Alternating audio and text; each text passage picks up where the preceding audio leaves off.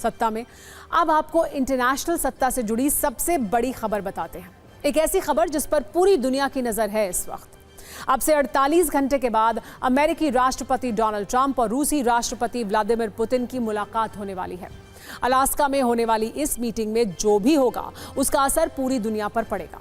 इस बैठक में रूस यूक्रेन सीज फायर पर बात होगी, लेकिन ट्रंप से मिलने के पहले पुतिन सबसे शक्तिशाली मिसाइल का टेस्ट करने जा रहे हैं।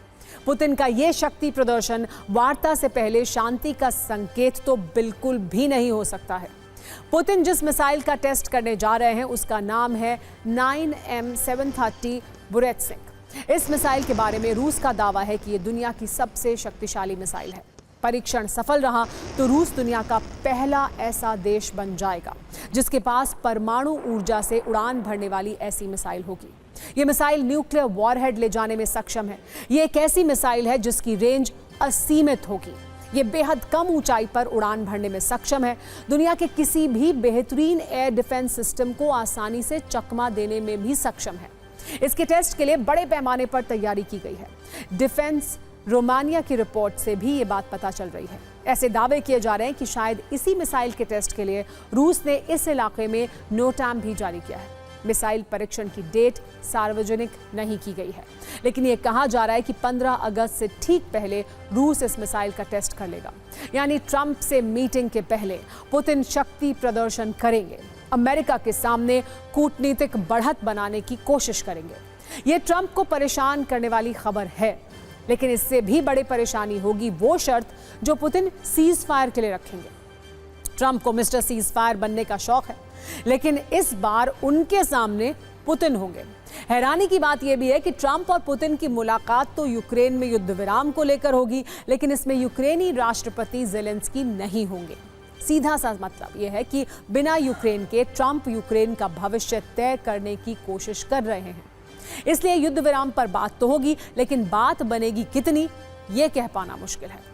ट्रंप और पुतिन 15 अगस्त को अलास्का के एंकरेज मिलिट्री बेस पर मिलेंगे। उससे पहले यहां बहुत कड़ी सुरक्षा तैयारियां की जा रही हैं। सबमरीन से समंदर में हर गतिविधि पर नजर रखी जा रही है। अलास्का में 15 अगस्त को सभी उड़ानें बैन कर दी गई हैं। प्रशांत महासागर में रूस और चीन के वॉरशिप तैनात हैं। अमेरिका की मदद के लिए कनाडा के वॉरशिप भी अलास्का के पास तैनात किए गए हैं। एक तरफ अलास्का ये सब तैयारियां कर रहा है, दूसरी तरफ पुतिन ने सेना को नया आदेश दे दिया है। ये आदेश है अगले 48 घंटे में यूक्रेन की ज्यादा से ज्यादा जमीन पर कब्जा करना। रूसी सेना ने ग्राउंड ऑपरेशन तेज कर दिया है। पुतिन का प्लान यह है कि बैठक होने तक वो डोनबास पर पूरी तरह कब्जा कर लें। वो चाहते ही हैं कि अगले 48 घंटे में यूक्रेन का 40% हिस्सा रूस के नियंत्रण में हो। इसके लिए 1 लाख अतिरिक्त सैनिकों की तैनाती कर दी गई है।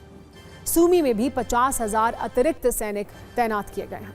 पिछले 24 घंटे में यूक्रेनी सेना पर लगातार भीषण हमले हुए हैं। दावा यह है कि रूसी सेना हर रोज 11 वर्ग किलोमीटर इलाके पर कब्जा कर रही है।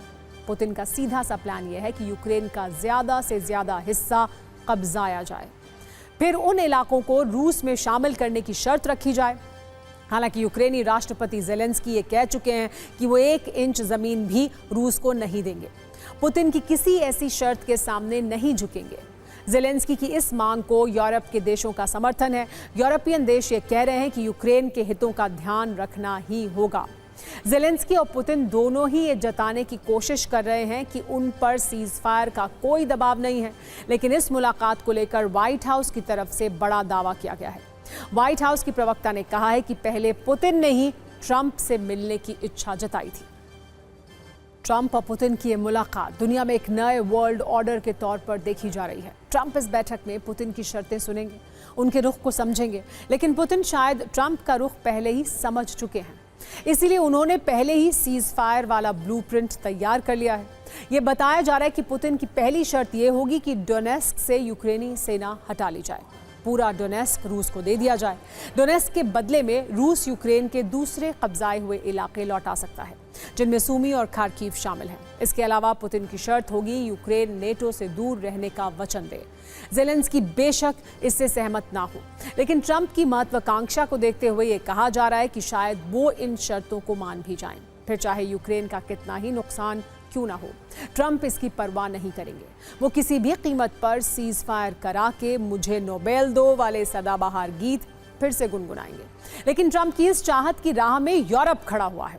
यूरोपीय देश ये नहीं चाहते हैं कि पुतिन की शर्तों पर सीज फायर हो। इसके लिए नेटो की अहम मीटिंग फिलहाल चल रही है, जिसमें ट्रंप के भी वर्चुअल तरीके से जुड़ने की खबर है। ये बताया जा रहा है कि ट्रंप सीज फायर समझौते को लेकर नेटो देशों से सलाह लेना चाहते हैं। अपने सहयोगी यूरोपीय देशों को समझौते के ब्लूप्रिंट के लिए राजी करना चाहते हैं। साथ ही नेटो की एकजुटता दिखाकर पुतिन पर दबाव भी बनाना चाहते हैं।